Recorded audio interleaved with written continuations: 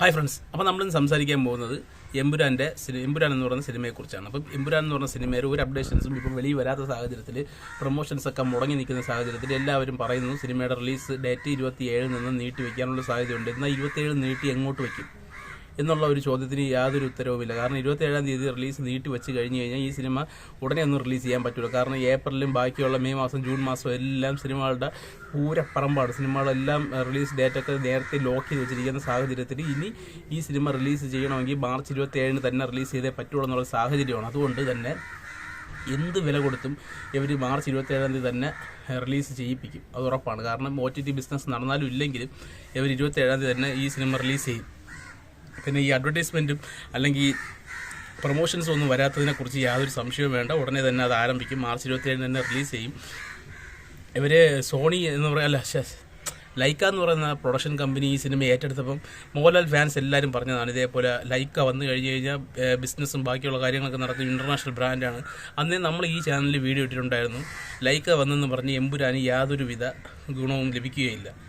Production സഹായിയാവും എന്നുള്ളതല്ലാതെ അവർ ക്യാഷുള്ള ടീമാണ്. അതുകൊണ്ട് പ്രൊഡക്ഷന് സഹായമാവും എന്നുള്ളതല്ലാതെ ഈ സിനിമയ്ക്ക് ബിസിനസ് പരമായിട്ട് ലൈക്ക പ്രൊഡക്ഷൻസ് എന്ന് പറയുന്ന ഒരു ബാനറിൻ്റെ ഒരു ഗുണവും കിട്ടില്ല. കാരണം എന്താണെന്ന് വെച്ചാൽ ഈ ലൈക്ക പ്രൊഡക്ഷൻസ് അവസാനമായിട്ട് ഇറങ്ങിയ സിനിമകൾ നമ്മൾ നോക്കുമ്പോഴത്തേക്കും എല്ലാം ഇന്ത്യൻ 2 ആണെങ്കിലും നമ്മുടെ വേട്ടയ്യൻ രജനീകാന്തിൻ്റെ വേട്ടയ്യനാണെങ്കിലും അതുപോലെ തന്നെ അവസാനം ഇറങ്ങിയ വിടാമുയർച്ചയാണെങ്കിൽ പോലും വൻ ഫ്ലോപ്പായി മാറിയ ചിത്രങ്ങളാണ്.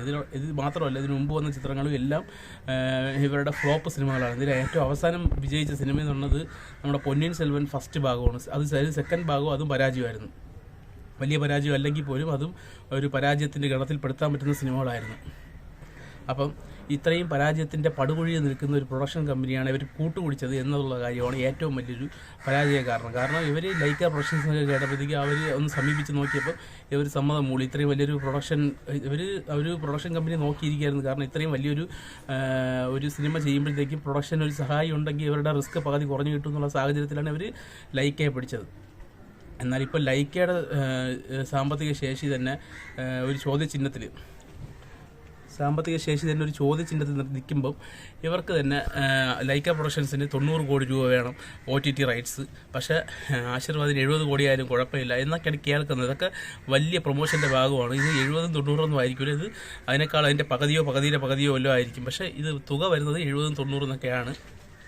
അതൊക്കെ ഇവരുടെ പ്രൊമോഷൻ ടാക്ടിക്സാണ്. അത് നമ്മൾ അതിനെക്കുറിച്ചൊന്നും നമ്മൾ ചർച്ച ചെയ്യേണ്ട ആവശ്യമില്ല.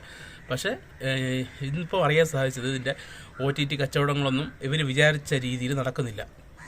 ഇവർ വിചാരിക്കുന്ന രീതിയിലൊന്നും നടക്കില്ല. കാരണം വിജയുടെ സിനിമ പോലും 90 കോടി രൂപയൊന്നും കൊടുത്തു ഒരു പ്രൊഡക്ഷൻ കമ്പനിയും 100 കോടി രൂപ കൊടുത്തൊന്നും തമിഴ് സിനിമകൾ പോലും ഇത്രയും വലിയ സിനിമകൾ പോലും 100 കോടിയൊന്നും കൊടുത്ത് ഒരു പ്രൊഡക്ഷൻ കമ്പനി വാങ്ങിച്ചിട്ടില്ല. അപ്പോൾ ഇവർ തള്ളുന്നതിൽ 150 കോടി രൂപ ബഡ്ജറ്റിൽ വരുന്ന സിനിമ 100 കോടി രൂപ അല്ലെങ്കിൽ 90 കോടി രൂപ കൊടുത്തൊരു OTT പ്ലാറ്റ്ഫോം വാങ്ങിക്കുക, അല്ലെങ്കിൽ പോട്ടെ 50 കോടി രൂപ കൊടുത്ത് ഒരു OTT പ്ലാറ്റ്ഫോം വാങ്ങിച്ചാൽ നമുക്ക് പോട്ടെന്ന് പറയാം. 70-90 കോടി രൂപ കൊടുത്തൊക്കെ ഒരു OTT പ്ലാറ്റ്ഫോം ഈ 150 കോടി മുടക്കിയ സിനിമയ്ക്ക് വാങ്ങിക്കുമെന്ന് വിശ്വസിക്കുന്നവർ എത്രത്തോളം മണ്ടന്മാരാണെന്നുള്ള കാര്യം നമുക്ക് ഊഹിച്ചെടുക്കാവുന്നതേ ഉള്ളൂ. കാരണം എന്താണെന്ന് വെച്ചാൽ ഈ സിനിമകളുടെയൊക്കെ 150 കോടിയാണ് ആകെ ബഡ്ജറ്റ്.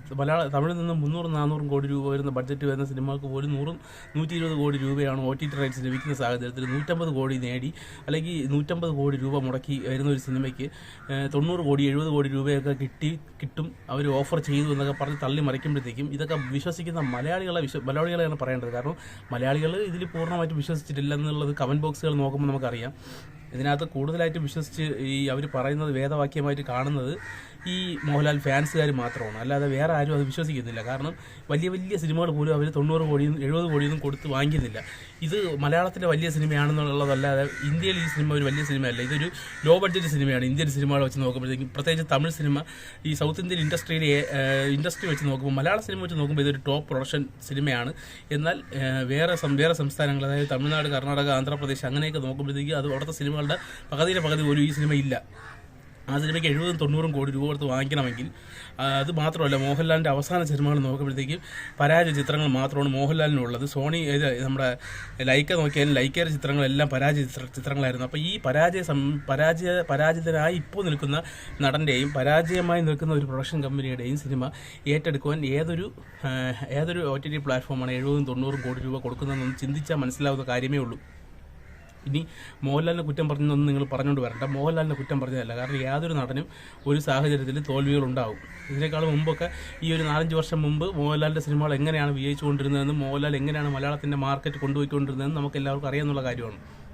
എന്നാൽ റീസെൻ്റായിട്ട് മോഹൻലാലിൻ്റെ എല്ലാ രീതിയിലുള്ള മോഹൻലാലിൻ്റെ കച്ചവടങ്ങളും മുടങ്ങി നിൽക്കുന്ന സാഹചര്യമാണ്. ഇപ്പോൾ എല്ലാവരും പറയും മോഹൻലാലിൻ്റെ ഡേറ്റ് കിട്ടി കഴിഞ്ഞാൽ 20 കോടി രൂപ ബിസിനസ് ഉടനെ കൺഫേമാണ്. പിന്നെ ഷിബു ബേബി ജോൺ അല്ലെങ്കിൽ അതിൻ്റെ നമ്മുടെ മലൈക്കോട്ടെ വാലുവിൻ്റെ പ്രൊഡ്യൂസർ പറഞ്ഞായിരുന്നു ആ സിനിമയ്ക്ക് ബിസിനസ്സിലൂടെ ലാഭം നേടിയത് 60-65 കോടി രൂപ ബഡ്ജറ്റുള്ള സിനിമയ്ക്ക് ടോട്ടലായിട്ട് പോലും ഒരു 15-20 കോടി രൂപയ്ക്കകത്ത് പോലും കളക്ഷൻ കിട്ടിയിട്ടില്ല ടോട്ടൽ വേൾഡ് വൈഡ്. അപ്പോൾ എങ്ങനെ നോക്കിയാലും 5-6 കോടി രൂപ അല്ലെങ്കിൽ 6 കോടി രൂപയ്ക്ക് താഴെ ആയിരിക്കും പ്രൊഡ്യൂസറിന് കിട്ടിയിട്ടുണ്ടാകും. അപ്പോൾ 65 കോടി 6 പോയി കഴിഞ്ഞാൽ ബാക്കി 59 കോടി രൂപ അല്ലെങ്കിൽ 60 കോടി രൂപയ്ക്ക് 60 കോടി രൂപ കളക്ട് ഇവർക്ക് ബിസിനസ്സിലൂടെ നേടിയെന്ന് പറയുമ്പോഴത്തേക്കും ഇത് 50 കോടി രൂപയ്ക്കാണോ OTT റൈറ്റ്സ് എടുത്തത് എന്നൊക്കെ ചോദിക്കേണ്ടി വരും. നമുക്ക് പ്രൊഡ്യൂസറാണ് പറഞ്ഞത്, അതുകൊണ്ട് നമുക്ക് കണ്ണുടച്ചങ്ങ് വിശ്വസിച്ച് കൊടുക്കാം.